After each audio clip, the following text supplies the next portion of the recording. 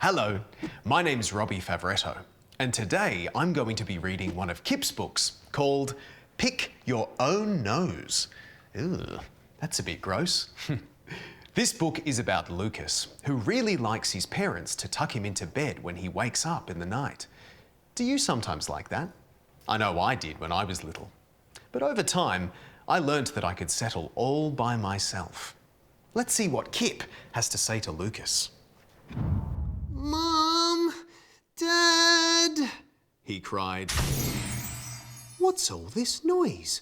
Asked Kip, popping out of the bookshelf. I woke up. I need my mum and dad to tuck me in, said Lucas to Kip. Oh, can't you do it yourself? Asked Kip. What do you mean? Said Lucas.